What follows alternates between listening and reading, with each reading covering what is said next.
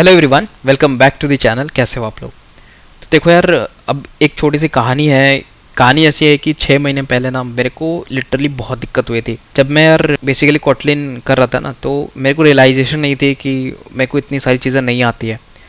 तो एक्चुअली में क्या हुआ कि हमने उस समय एक नया कॉन्सेप्ट देखा था, and this is reactive programming. तो मेरे को ज़्यादातर आइडिया नहीं था कि रिएक्टिव प्रोग्रामिंग क्या होती है, एंड ज़्यादातर यार मैंने इग्नोर ही किया था। मैंने कोरोटीन्स हो गया, फ्लोज हो गया, वो सबको भाई ऊपर ऊपर से पढ़ लिया था, बस ऊपर ऊपर से। एंड मेरे को लगता था कि मैं बहुत ज़्यादा एक्सपर्ट हूँ उसमें, बट ऐसा कुछ भी नहीं है। जब मैंने इनको ऑफिशियल डॉक्यूमेंटेशन देखा और उन्होंने द वे दे एक्सप्लेन्ड और जितनी डेप्थ में उन्होंने चीज़ें बताई हैं, तो मैंने जब उसको पढ़ा था ना, तो एक्चुअली में मेरे को समझ में आया था एक्चुअली कि हम चीज़ें कर क्या रहे हैं। तो इस वीडियो को बनाने का मेरा पर्पज़ यही है कि यार जैसा मैं पीछे छूट गया था, आप पीछे ना छूट जाओ। एंड इसलिए मैं आपको सब कुछ ही एक्सप्लेन करूंगा what exactly is a reactive programming. अब ये जो चीज़ है, ये जो पूरी मैं आपको रिएक्टिव प्रोग्रामिंग बता रहा हूँ, तो एक्चुअली में ये 3 पार्ट्स में आएगी, ठीक है। तो पहला पार्ट में हम लोग सीखेंगे कि हमारा जो प्रीवियस मेथड्स था, कि हम लोग जब भी कंकरेंसी यूज़ करते हैं तो उसमें जो प्रीवियस मेथड्स यूज़ करते थे हम लोग की, वो कैसे होता है। तो आज हम लोग वही कवर करेंगे। जैसे हम लोग कई बार थ्रेड्स यूज़ करते थे इन जावा, उसके बाद में हम लोग कॉल बैक्स यूज़ करते थे, उसके बाद में प्रोमिसेस, फ्यूचर, ये सारी चीज़ें यूज़ करते थे। तो these are all in this video. Basically हम थोड़ा सा कंसेप्ट पढ़ेंगे कोरोटीन्स का भी। उसके बाद में जो हमारी दूसरी वीडियो आएगी ना, तो दूसरी वीडियो में हमारा पूरा कोरोटीन्स एंड टू एंड कवर होगा। कोरोटीन्स हमारा एंड टू एंड पूरा कवर होगा। सो डोंट वरी, अगर आपने कभी नहीं पढ़ा ना कोरोटीन्स, तो आपको यार एकदम ऐसा चमकेगा and you will remember it for the whole life. मतलब ये इतनी ज़्यादा इंपॉर्टेंट कंसेप्ट है and we use to ignore it a lot. तो इसीलिए हमें इसको समझना बहुत ज़्यादा इंपॉर्टेंट है। सो ये जो सेकंड वाली वीडियो है, ये थोड़ी बड़ी होगी, but of course it going to give you a lot of knowledge. And the third video में जो चीज़ें हम पढ़ेंगे, that is going to be flows. अब देखो, ये तीनों चीज़ बहुत ज़्यादा इंपॉर्टेंट है इन रिएक्टिव प्रोग्रामिंग। आपको समझाऊंगा कि रिएक्टिव प्रोग्रामिंग होती क्या है फ्रॉम द वेरी स्टार्ट। फिर हम लोग सीखेंगे कि कौन कौन से मेथड पहले यूज़ करे जाते थे। सेकंड हम लोग पढ़ेंगे कि कोरोटीन्स होती क्या है, इसके बारे में पूरा डिटेल पढ़ेंगे। And the third thing is the flows, जहाँ पे हम लोग यार कोटलिन फ्लोज सीखेंगे एंड अलग अलग मैप ऑपरेटर सीखेंगे एट्सेट्रा। तो मेरा इस वीडियो से मकसद यही है, to make you rich in information. इस वीडियो को प्लीज़ बहुत ध्यान से देखना। मे बी आप थोड़ा थोड़ा ब्रेक करके देख सकते हो, जो आपको इंपॉर्टेंट टॉपिक्स लगती है आप उसको देख सकते हो।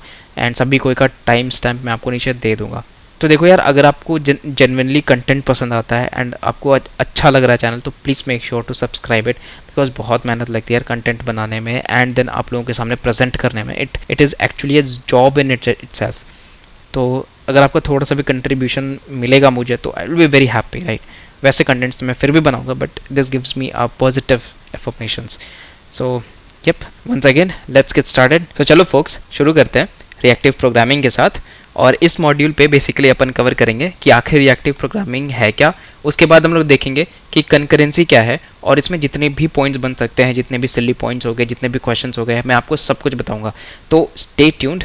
तो चलो सबसे पहले हम लोग समझते हैं आखिरकार what is a reactive programming.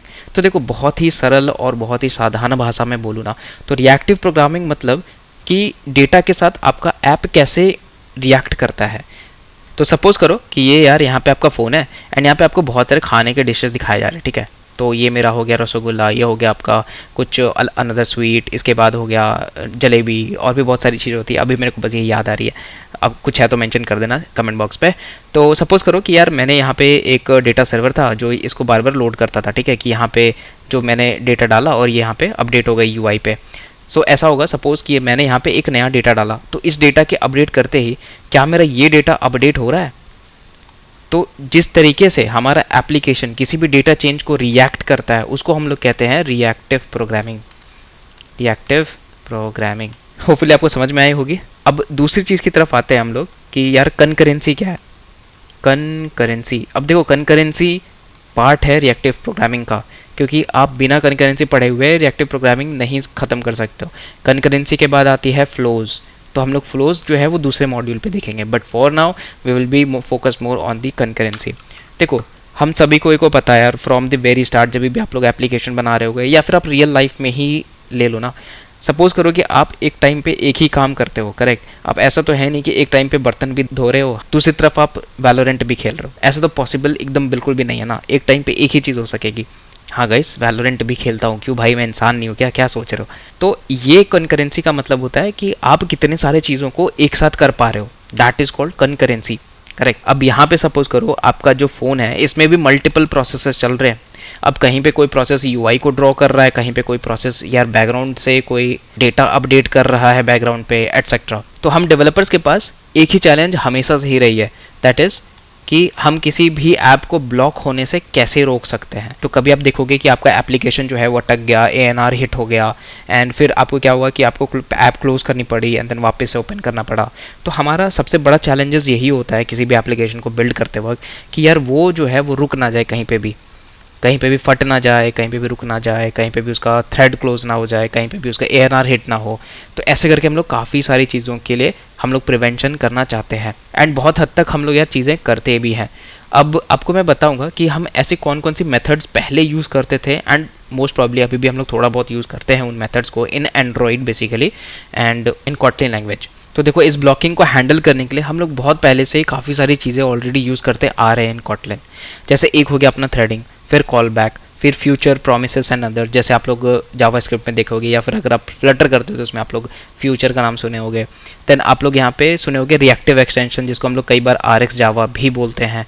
Then finally आता हमारा कोरोटीन्स। तो हम एक एक करके पढ़ेंगे कि यार कौन कौन सी चीज़ें यहाँ पे क्यों यूज़ करी जाती थी एंड उसके ड्रॉबैक्स क्या थे, एंड फाइनली हमारे पास में क्या चीज़ निकल करके आई। तो सबसे पहले अपन समझते हैं कि थ्रेडिंग क्या चीज़ है। तो थ्रेडिंग क्या होती है, तो देखो मैं रिक्वेस्ट करूँगा जितने लोगों को भी पता है ना थ्रेडिंग क्या होता है, नीचे यार कमेंट बॉक्स में लिख दो, एंड थोड़ी देर मैं पॉज करता हूँ। तो इसका एक मैं बहुत ही सिंपल एग्जांपल देना चाहूँगा।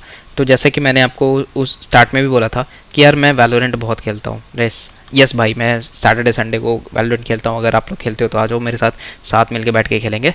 तो ये जो मैं खेलता हूँ, अब देखो इसमें है ना काफ़ी सारी चीज़ें एक साथ इंगेज होती हैं। फॉर एग्जांपल, अगर आपका यहाँ पे स्क्रीन है और आप इधर बैठे हो सपोज़, तो आपका एक तरफ तो यार हैंड मूवमेंट भी हो रही है, ऊपर से आप यार यहाँ पे पूरा व्यू देख रहे हो, ठीक है, एंड कि कहाँ पे एनिमी कौन जा रही है। तो हमारा बेसिकली टारगेट क्या होता है, टू विन द राउंड, ठीक है, टू विन द राउंड। अब सोचो इसमें आपकी कितनी सारी कोऑर्डिनेशन होती है आपकी बॉडी की। एक आपका हैंड हो गया, एक आपका आइज़ हो गया, एक आपका ब्रेन हो गया, देन आपका एक आपका लेफ्ट हैंड हो गया जो कि यार आपके WASD कीज़ को दबा रहा है। तो आप ऐसे समझो कि ये एक प्रोसेस नहीं है, आप मल्टीपल प्रोसेस को कंबाइन कर रहे हो to achieve a single goal. And what is this single goal, to win the match. पता नहीं क्या मतलब भाई मजा आया, लेकिन विन करना है बस। तो ये मेरा एक सिंगल गोल होता है। अब इसके लिए आप सोचो कितनी सारी प्रोसेसेस को एक साथ लगा रहे थे, एंड हर एक प्रोसेस अपने आप में ही कॉम्प्लेक्स है। हैंड मूवमेंट हो रहा है, साथ में आपका आइज़ भी मूवमेंट हो रही है। तो आप समझ सकते हो कि यार वो एक काफ़ी कॉम्प्लेक्स टास्क है, एंड अगर वो सिंक्रोनाइज्ड वे में नहीं हुआ तो कुछ भी हो सकता है। पता चला भाई एनिमी के सर के जगह पे भाई सामने दीवार पे मारने लग गए। तो that is basically the synchronization.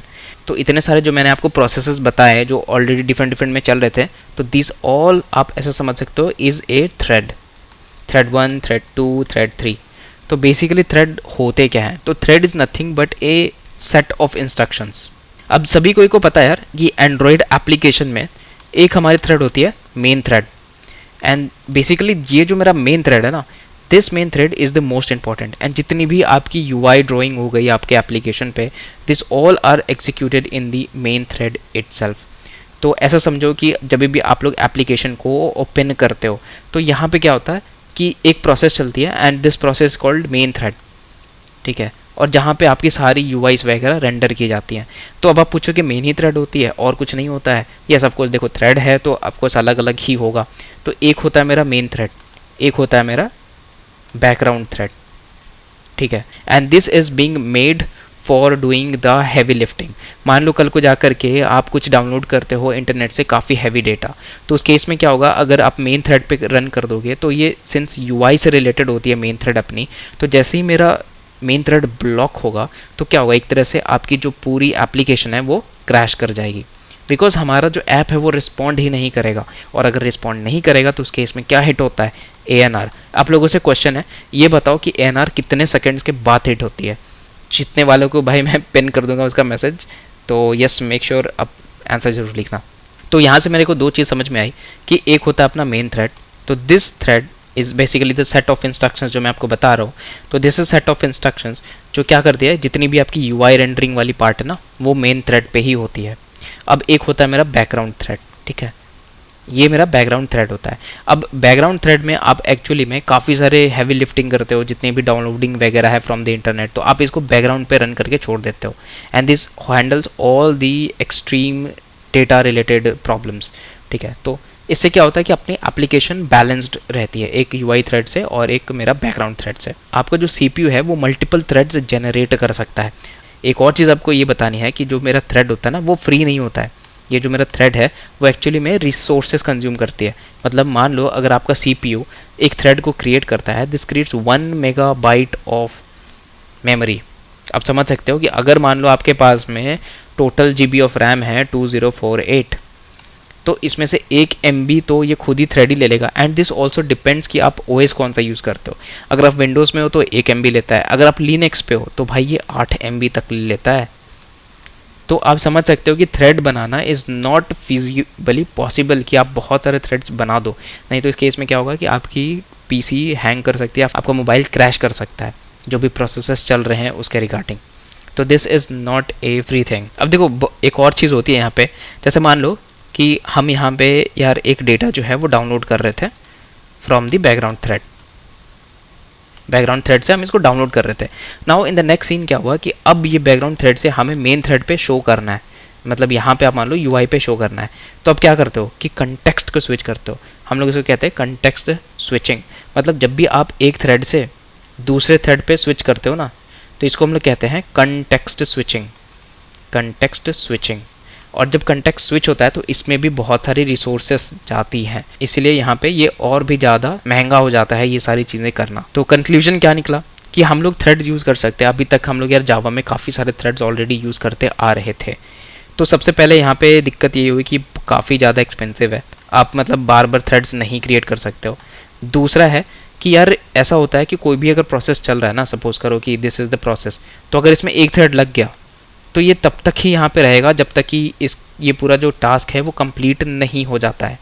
तो थ्रेड की यहाँ पे सबसे बड़ी प्रॉब्लम्स यही थी कि यार ये अटक जाता है, मतलब एक जगह पे जहाँ उसकी टास्क असाइन हो गई वो वहीं पे रहेगा, उसके अलावा वो मूव नहीं करेगा। दूसरी तरफ यहाँ पे मान लो, जैसे कि मैं भी आगे आपको बताऊँगा कि कोरोटीन्स का कंसेप्ट इससे बहुत उल्टा होता है, तो वो हम उसमें कोरोटीन्स में कवर करेंगे। बट थ्रेड के लिए ऐसा समझो कि अगर उसने कोई एक टास्क पकड़ लिया तो भाई वो तब तक ही वहाँ पे बैठा ही रहेगा उसके वेट में, जब तक कि वो पूरा कंप्लीट नहीं हो जाएगा। तो ये यहाँ पे सबसे बड़ी दिक्कत होती है। तो अगर आप बहुत सारे इसलिए थ्रेड्स क्रिएट करते हो तो उसके केस में क्या होता है, रिसोर्स की बहुत ज़्यादा यहाँ पे डिमांड बढ़ जाती है और ये ऐप क्रैश होने के बहुत चांसेस बन जाते हैं। एंड थर्ड थिंग है मैनेज करना। देखो यार हर एक थ्रेड अपने में बहुत सारे रिसोर्सेज कंज्यूम करता है, अब उसको हर एक को मैनेज करना is way too impossible. And अगर से मान लो कि कहीं 2 थ्रेड्स, सपोज करो मेरे जो 2 थ्रेड्स है ना, किसी एक ही प्रोसेस को, मान लो किसी एक वेरिएबल है, इसी को ही चेंज करने लग गए, तो जब ये सिर्फ एक ही वेरिएबल को चेंज करने लग जाएंगे ना ये 2 थ्रेड्स, तो क्या होगा, या तो इसमें रेस कंडीशन बन जाएगी, मतलब इसमें जो डेटा आनी चाहिए वो नहीं आएगी, कुछ अजीब सा आ जाएगा, और नहीं तो यार आपकी ऐप जो है वो क्रैश हो जाएगी। ओके, तो देखना यार यहाँ पे थ्रेड का एक बहुत छोटा सा एग्जाम्पल है। तो देखो थ्रेड मैंने थोड़ा सा खींच दिया बिकॉज मेरे को ये फर्स्ट टाइम समझाना था, तो बाकी सारी चीज़ें जो मैं समझाऊंगा वो थोड़ी छोटी होंगी, तो इसलिए मेन चीज़ यहाँ पे हम समझ लेते हैं। तो थ्रेड का एक छोटा सा एग्जांपल समझते हैं, डाउनलोड इनवॉइस पीडीएफ। तो क्या होगा कि हम लोग इंटरनेट से किसी भी एक पीडीएफ को मान लो डाउनलोड करते हैं, अपने पास में यूआरएल है, यूआरएल से अपने को डाउनलोड करनी है। तो क्या होगा कि देखो जनरली हम लोग जब जावा में यूज़ करते हैं तो basically we use threads, right. अगर आप लोग RX जावा नहीं यूज़ करते हो तो आप लोग थ्रेड ही यूज़ करना पड़ेगा। तो यहाँ पे क्या होता है कि सबसे पहले आप लोग यहाँ पे एक थ्रेड क्रिएट करते हो, एक नई थ्रेड क्रिएट करते हो, राइट। एंड अगर ये थ्रेड आपने क्रिएट कर दिया तो मतलब ये पूरा प्रोसेस अब इस थ्रेड के अंदर लॉक हो गया, मतलब ये थ्रेड अब और कहीं जा ही नहीं सकता है। तो सबसे पहले आता है मेरा फेच नेटवर्क डेटा यूआरएल। तो ये क्या करेगा, हमने एक फंक्शन लिख रखा है फेच नेटवर्क डेटा। तो ये बेसिकली यहाँ पे फेच करेगा कि इस यूआरएल में जो हमारी डेटा आ रही है वो कौन सी है, मतलब वो पीडीएफ है क्या। तो धीरे धीरे ये डाउनलोड होगा और डाउनलोड होने के बाद ये हो जाएगा सेव टू डिस्क। अब ये दोनों ही यहाँ पे बहुत ही हैवी प्रोसेस है, बिकॉज एक तरफ तो ये डाउनलोड हो रही है, दूसरी तरफ ये अपने डिस्क पे सेव भी हो रही है। तो ये अगर मेन थ्रेड पे चल जाए तो बहुत ज़्यादा दिक्कत हो सकती है एंड आपका ऐप क्रैश हो सकता है, इसीलिए हमने इसको बैकग्राउंड थ्रेड पे डाला था। और फिर हमने यहाँ पे फाइनली लिखा डाउनलोड कंप्लीट।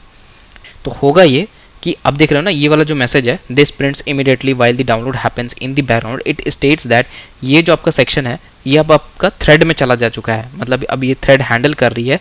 तो इसलिए क्या हो रहा है कि ये प्रोसेस यहाँ से अब रिमूव हो चुकी है और मेरा जो प्रिंट एलन ये आपको दिख रहा है ना, ये पहले प्रिंट हो जा रहा है। बिकॉज ये इसके अभी तक रिजल्ट नहीं आई है, और जब तक रिजल्ट नहीं आएगी तब तक हमें वो डेटा दिखेगा भी नहीं। तो इसीलिए ये यहाँ पे जो थ्रेड है वो बैकग्राउंड हो चुकी है, एंड आपको डायरेक्टली मेन थ्रेड पे जो आ रही है println वही शो हो रही है। तो that is how a whole thread works. तो होपफुली आपको थ्रेड्स के बारे में पता चल गया होगा and what are its drawback, because काफ़ी ज़्यादा रिसोर्सेस लेती हैं, तो हमारे लिए बहुत मुश्किल है वो चीज़ हैंडल करना। तो इसीलिए ये काफ़ी ज़्यादा मतलब महंगा उपाय हो जाता है। नेक्स्ट आता है हमारा कॉल बैक्स। ठीक है, अब देखो कॉल बैक्स जितनी भी सारी चीज़ें ना ये मैं थोड़े छोटे में कवर करूँगा। सो देखो कॉल बैक्स क्या है, मतलब आपको नाम से ही समझ में आ रहा होगा। तो आपने कभी ना कभी यार ऐसा कोई फंक्शन तो लिखा ही होगा, सपोज यहाँ पे लिखा फंक्शन, एंड आपने इसके अंदर एक फंक्शन ही इनपुट ले लिया। वो कैसे, जैसे मान लो मैंने लिखा ऑन क्लिक। अब ये यहाँ पे एक फंक्शन है, ठीक है, मैंने यहाँ पे बनाया ऑन क्लिक। सो बेसिकली क्या हो रहा है कि आप सिस्टम को ये चीज़ खुद बता रहे हो, आप सिस्टम को ये चीज़ बता रहे हो स्टार्ट दिस टास्क नाउ, मतलब आप इस टास्क को शुरू कर दो, एंड व्हेन फिनिश्ड तो मेरे को इन्फॉर्म कर दो। मतलब ऐसा हो रहा है कि आप इस टास्क को, सपोज करो आपने इस टास्क को स्टार्ट किया है, एंड आफ्टर ऑल आप चाहते हो कि जब ये टास्क पूरी तरह से, मतलब जब डाउनलोड करने का मान लो यहाँ पे कुछ प्रोसेस हो रहा है, तो जब ये डाउनलोड हो जाए तब मेरे को नोटिफाई कर दो। तो यही यहाँ पे कॉल बैक का सीधा सीधी मीनिंग है। सो तो यहाँ पे सीन ऐसा होता है कि यार यहाँ पे आपको किसी तरह का थ्रेड मैनेज नहीं करना पड़ता है। तो इसके लिए हम लोग यूज़ करते हैं असिंक एंड अवेट। सो क्या होता है कि आप किसी भी प्रोसेस को असिंक में डाल देते हो and you wait for the results, कि जब मेरे को सक्सेस आ जाएगी तो भाई मेरे को इन्फॉर्म कर दो, एरर आ जाएगी तो मेरे को इन्फॉर्म कर दो। तो उसके लिए हम लोग यूज़ करते हैं इस कॉल बैक मैकेनिज्म को। जैसे मान लो आपको एक बहुत छोटा सा एग्जांपल देता हूँ, फेच यूज़र लोकेशन करके हमारे पास में एक फंक्शन है। सो यहाँ पे देखना क्या हो रहा है, यहाँ पे लोकेशन मैनेजर है, डॉट रिक्वेस्ट सिंगल अपडेट है। तो एक्चुअली में रिक्वेस्ट सिंगल अपडेट हमारा भी एक मेथड है, एंड जहाँ पे हमें एक लोकेशन रिटर्न हो रही है। अब ये लोकेशन रिटर्न हो रही है तो हम यहाँ पे सबसे पहले चेक कर रहे हैं कि ठीक है, अगर मेरी लोकेशन नल नहीं है तो भाई अपडेट कर दो मैप को, और अगर नल है तो भाई मेरे को फिर एरर थ्रो कर दो। तो यहाँ पे आप देख सकते हो कि हमने कैसे एक कॉल बैक मैकेनिज्म का यूज़ किया है। तो इस कॉल बैक मैकेनिज्म के बेसिस पे ही जब रिजल्ट आएगी तो हमें दिखाएंगे, और नहीं आएगी तो हम एरर को थ्रो कर देंगे। तो ये होती है हमारी कॉल बैक मैकेनिज्म। अब देखो यहाँ पे इसके भी थोड़े बहुत ड्रॉबैक्स होते हैं। अब ये ड्रॉबैक्स क्या है, तो ड्रॉबैक्स ऐसे हैं। तो इसका सबसे बड़ा जो ड्रॉबैक है ना वो ये है nested call backs. Nested call backs, तो एक्चुअली मैं क्या करने की कोशिश कर रहा हूँ, नेस्टेड कॉल बैक्स का मतलब हो गया, अगर मान लो मेरे पे इधर फंक्शन है कि आर डॉट अपडेट, मैंने यहाँ पे आर डॉट अपडेट लगाया, और यहाँ पे एक मान लो एक्स करके मेरा वेरिएबल है, और यहाँ पे आर डॉट अपडेट करने के बाद मान लो मेरे पे एक और फंक्शन है जिसको मान लो मैंने दिया जी डॉट अपडेट। ठीक है, अब ये हमें x की ज़रूरत थी तो हमने यहाँ पे इसको x डाल दिया। ठीक है, x डाल दिया, और देखो मेरे को जब अपडेट कर रहे हैं तो मेरे पे x आ गई, बट यहाँ पे मेरे को एक और लैम्डा मिल रही है। x डालने के बाद मेरे को एक लैम्डा मिल रही है, सपोज करो y। अब ये y को भी भाई हमें किसी में अपडेट करना है, सपोज करो h देते हैं, h डॉट अपडेट। तो यहाँ पे भी हमें कुछ इसको अपडेट करना है। तो अब देख सकते हो ना कितनी ज़्यादा यहाँ पे आपकी नेस्टिंग हो रही है। तो मतलब आपको एक छोटा सा टास्क करने के लिए, जो कि आपको मान लो h डॉट अपडेट करना ही है, मतलब मान लो आपको सर्वर पे किसी चीज़ को अपडेट करनी है, but that only can happen जब मेरा r अपडेट हो गया और g अपडेट हो गया, तभी मेरा h अपडेट होगा। तो अब देख सकते हो कितनी ज़्यादा यहाँ पे नेस्टिंग हो रही है, और इस नेस्टिंग की वजह से ही यहाँ पे जो प्रोसेस है बहुत ज़्यादा कॉम्प्लेक्स हो जाता है। ईजी के लिए तो ठीक है, मतलब एक दो आप फंक्शंस कर लोगे, बट द मोमेंट आपको 10-12 फंक्शंस मिल जाएंगे तो फिर ये करना बहुत ज़्यादा हेक्टिंग है, मुश्किल है, एंड बहुत ज़्यादा बॉयलर प्लेट कोड भी ये लिख देता है। उसके बाद यहाँ पे सबसे बड़ी दिक्कत ये भी होती है एरर्स के लिए। मान लो यहाँ पे आपको एरर आया है, एच पे मान लो आपको कुछ एरर आ गया, अब इस एरर को आपको ऊपर थ्रो करवाना पड़ेगा, फिर इस एरर को आपको फर्स्ट वाले में थ्रो करवाना पड़ेगा, एंड इसी हिसाब से आपको जा करके फिर हमें रिजल्ट मिलेगा। तो आप समझ सकते हो, मतलब इसमें एरर भी थ्रो करना इस बहुत मुश्किल, अगर आपका यहाँ पे बहुत नेस्टिंग बढ़ जाती है तो इसलिए यहाँ पे कॉल बैक्स को भी ज़्यादा अपन यूज़ नहीं करते हैं। ठीक है, नेक्स्ट है हमारा third thing is future and promises. देखो फ्यूचर एंड प्रोमिसेस यार बड़ी ही अजीब सी यहाँ पे एक टाइटल है, फ्यूचर एंड प्रोमिसेस। कैसे बताओ कि फ्यूचर नहीं पता लेकिन प्रॉमिस हम बहुत कुछ कर लेते हैं। क्या बोलते हो, प्रॉमिस करते हो कि नहीं करते हो? प्रॉमिस करते हो कि सब्सक्राइब करोगे मुझे, क्या मेरे साथ रहोगे? प्रॉमिस करते हो? मैं तो रह जाऊँगा यार, तुम्हारा नहीं पता। तो आखिरकार फ्यूचर एंड प्रॉमिस क्या है? सो देखो आपने कभी ना कभी लाइक फ्लटर में देखा होगा या इसको जावास्क्रिप्ट में से समझा होगा कि लाइक प्रॉमिसेस कैसे यूज़ करते हैं या फिर फ्यूचर कैसे यूज़ करते हैं। तो फ्यूचर या प्रॉमिस क्या है एग्जैक्टली? तो देखो ऐसा है कि this is a like of object, right. This is a kind of object जो कि एक प्लेस होल्डर की तरह काम करता है। This acts as a place holder, जिसका अभी तक कुछ एग्जिस्टेंस नहीं होता है। This does not exist yet, did not exist. और ये जब तक एग्जिस्ट नहीं करता, जब तक इसमें कोई रिजल्ट नहीं आ जाता है, तो क्या होगा कि जब भी आप लोग यहाँ पे किसी भी प्रॉमिस को या फिर आप फ्यूचर को यूज़ करते हो ना, तो ये आपको एक ऑब्जेक्ट बना करके दे देती है उस प्रॉमिस की। इस प्रॉमिस की आपको एक ऑब्जेक्ट बना करके दे देती है, और ये ऑब्जेक्ट आपको वैल्यू तब देगा जब इसकी फाइनली सक्सेस हिट होगी। सक्सेस या फिर एरर कुछ भी हिट होता है तो उस केस में आपको यहाँ पे रिजल्ट्स देखने को मिलेंगे। अभी मैं आपको एक एग्जांपल समझाता हूँ, तो वहाँ से आपको समझ में आएगा सारी चीज़ें। ओके, तो समझना यहाँ पे हम यहाँ पे एक सिंपल सा यार यूज़ करने वाले हैं प्रॉमिस को, एंड देन हम देखते हैं कि कैसे हम लोग इसमें कॉटलिन में एक्चुअली में यूज़ करते हैं। ठीक है, तो हमारे पास में एक फंक्शन है, we call it as load user profile and orders.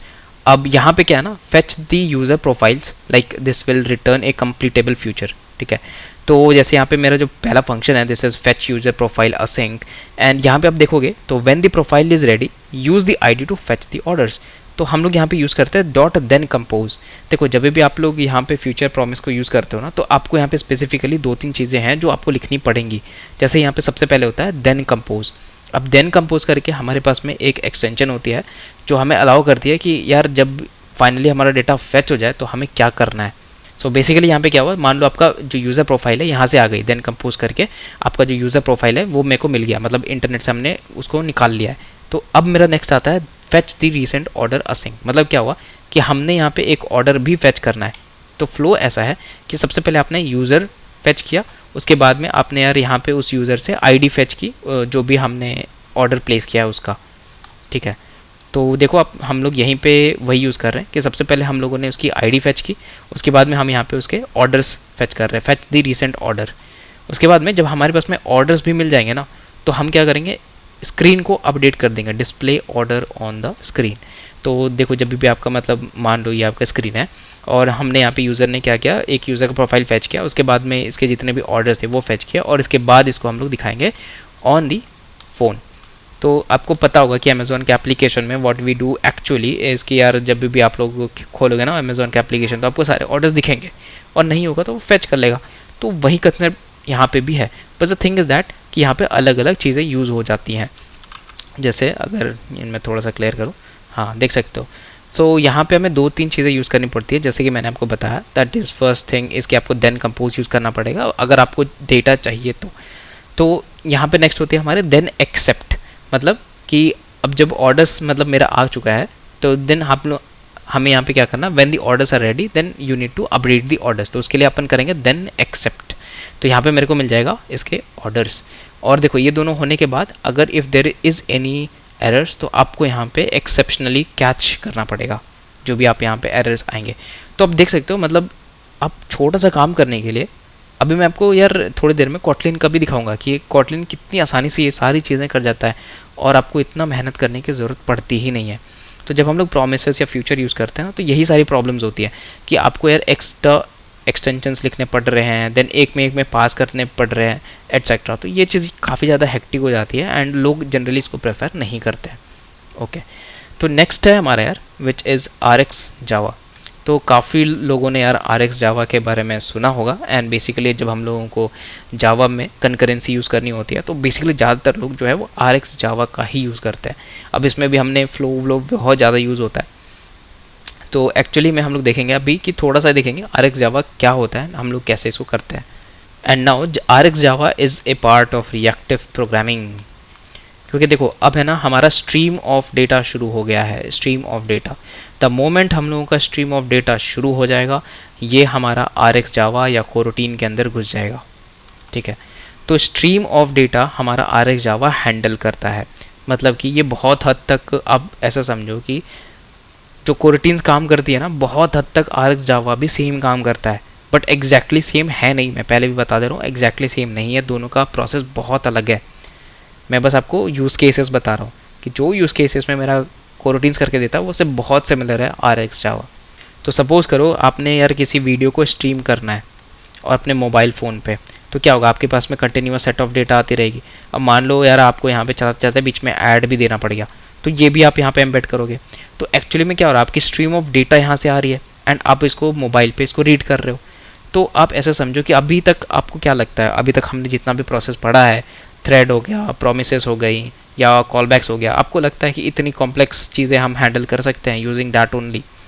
हाँ, मतलब कर तो सकते हैं, इट्स नॉट इम्पॉसिबल, बट वही है कि आपको उसमें आर्किटेक्चरली वाइज बहुत ज़्यादा डिफिकल्ट हो जाएगी चीज़ें। सो एक्चुअली में क्या होता है कि आप यहाँ पे यार एक मान लो स्ट्रीम ऑफ डेटा सेट करते हो, जैसे आप अपन व्यू मॉडल बनाते हैं ना, वहाँ पे हम लोग क्या करते हैं, एक वेरिएबल मान लो डिफाइन कर दिया कोई स्टेट फ्लो करके, और इस वेरिएबल को हम लोग फाइनली ऑब्जर्व करते हैं। बहुत इंपॉर्टेंट वर्ड है, ऑब्जर्व करते हैं।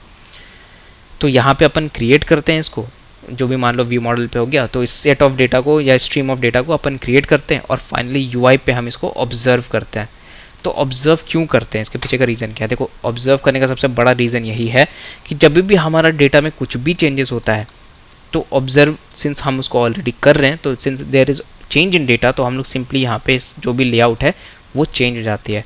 तो सपोज कर लो यहाँ पे स्ट्रीम ऑफ डेटा चल रही है, बीच में ऐड आ गया, तो यार आप यहाँ पे बीच में ऐड दिखाओगे एंड देन जब हमको पता है कि इतने टाइम गुजर चुके हैं, तो फिर से यहाँ पे क्या होगा, स्ट्रीम ऑफ डेटा आया and you will again going to see the match.